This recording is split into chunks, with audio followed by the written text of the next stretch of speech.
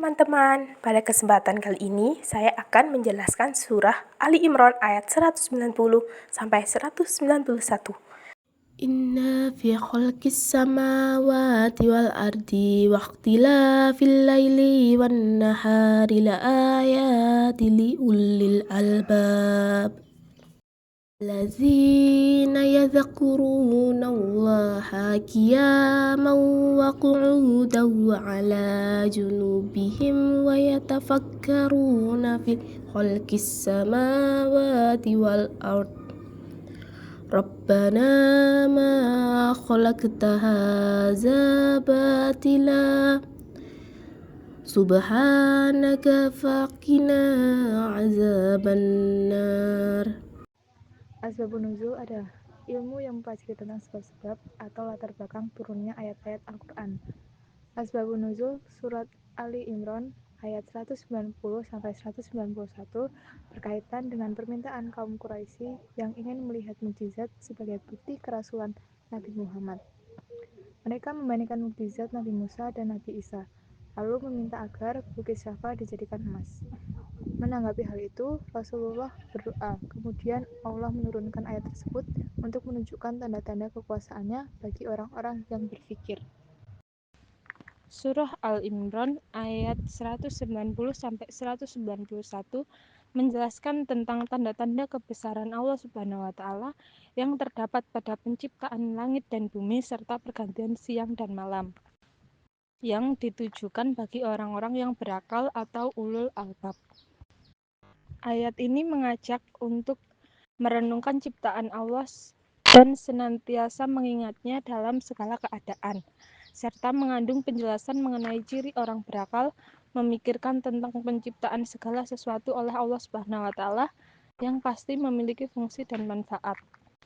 Oleh sebab itu, orang yang berpikir kritis akan memikirkan bahwa segala sesuatu dalam kehidupan ini berkaitan dengan Allah Subhanahu wa Ta'ala. Asbabun nuzul adalah ilmu yang mempelajari tentang sebab-sebab atau latar belakang turunnya ayat-ayat Al-Quran. Asbabun nuzul surat Ali Imran ayat 190-191 berkaitan dengan permintaan kaum Quraisy yang ingin melihat mukjizat sebagai bukti kerasulan Nabi Muhammad.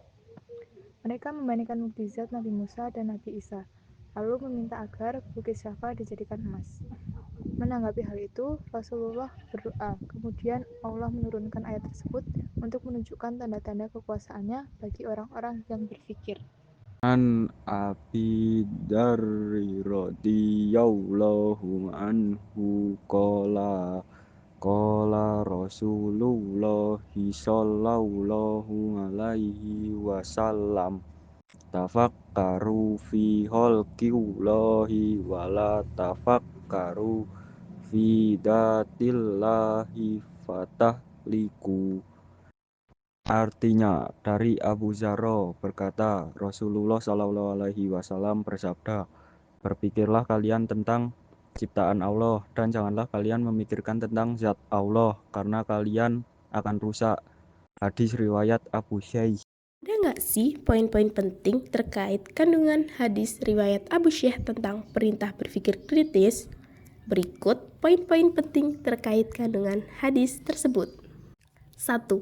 Hadis tersebut membimbing agar selalu berpikir kritis dengan memikirkan segala ciptaan Allah Subhanahu wa Ta'ala di alam semesta. Hadis tersebut menggalakkan untuk berpikir, meneliti, dan mengkaji segala hal terkait makhluk hidup ciptaan Allah Subhanahu wa Ta'ala, tetapi dilarang memikirkan zatnya. 2. Memikirkan zat Allah Subhanahu wa Ta'ala dilarang karena akal dan segala potensi yang dimiliki manusia pasti tidak mampu mencapainya. Hadis tersebut memberi tuntunan kepada umat Islam dalam menggunakan akal dan nurani hanya untuk memikirkan makhluknya saja, agar tidak sesat pikir sehingga menjadi sesat jalan. 3. Harus disadari bahwa berilmu diawali dari proses berpikir. Objek berpikir hanya seputar makhluk yang ada di alam semesta, termasuk penciptaan diri sendiri. Berpikir jangan sampai melampaui kapasitas akal, yakni memikirkan tentang zat Allah Subhanahu wa Ta'ala. 4. Berpikir tidak sebebas-bebasnya, tetapi ada batasan. Terdapat batasan yang tidak boleh dilalui dalam berpikir dan harus berhenti. Apabila melampaui batasan berpikir, manusia sendiri akan mengalami kebingungan dan kekacauan dalam hidup.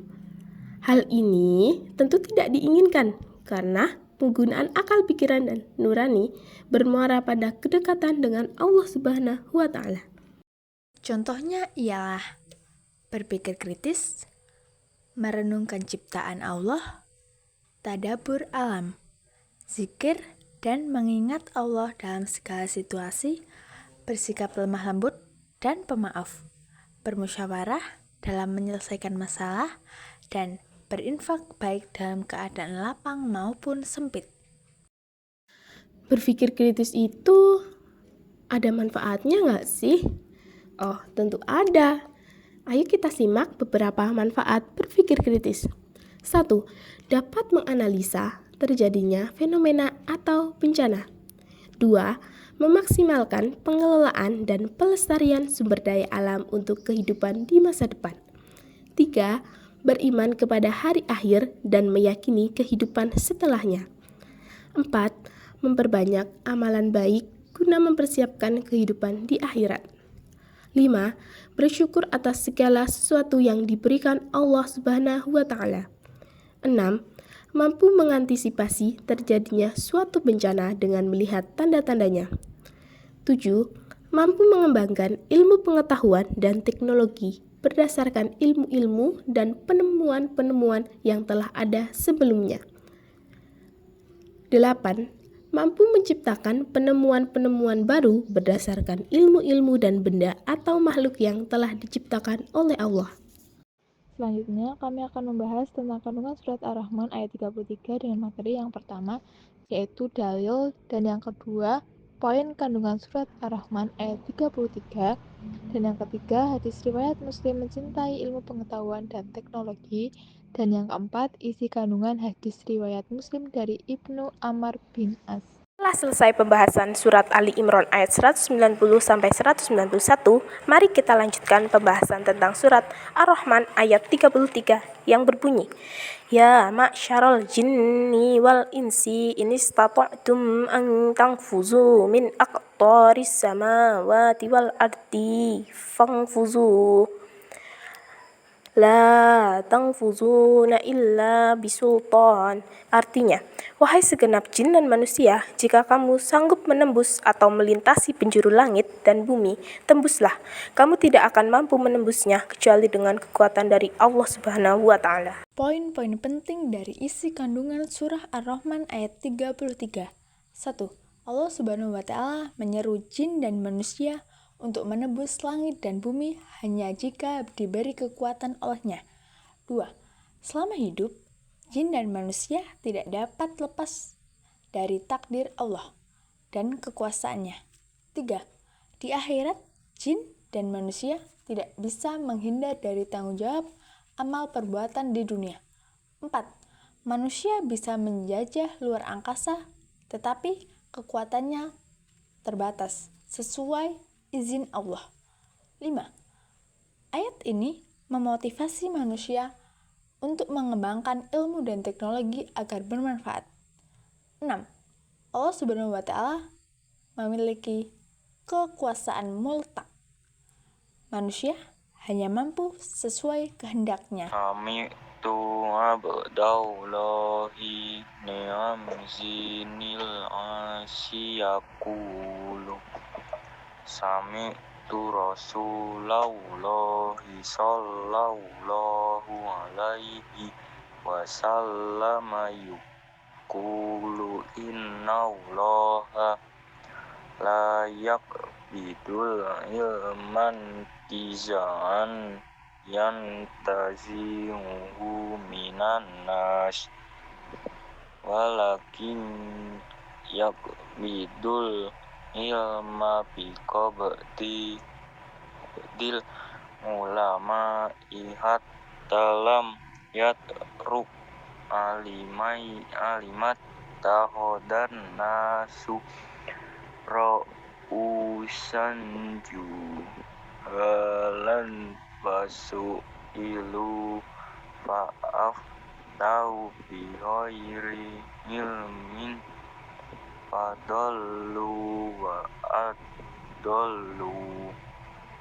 Artinya, diriwayatkan dari Abdullah bin Amr bin Asro, aku mendengar Rasulullah Shallallahu Alaihi Wasallam bersabda, sesungguhnya Allah tidak mencabut ilmu dengan melenyapkan dari dada manusia, tetapi dengan mewafatkan ulama, sehingga setelah tidak ada seorang pun ulama, mereka manusia mengangkat orang-orang bodoh menjadi pemimpin.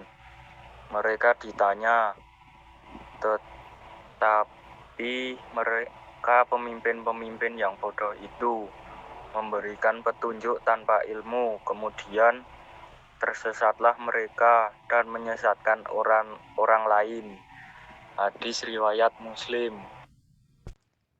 Isi kandungan hadis riwayat Muslim dari Ibnu Amr bin As. Allah Subhanahu wa Ta'ala mencabut ilmu dari manusia dengan mewafatkan para ulama berilmu dan berkompeten. Ilmu hilang bukan secara langsung dihapus, tetapi karena tidak ada lagi ulama yang menjadi teladan dan pemberi solusi. Ketika ulama sudah tiada, masyarakat akan dipimpin oleh orang-orang bodoh yang memberi fatwa tanpa ilmu, sehingga menyesatkan diri sendiri dan orang lain.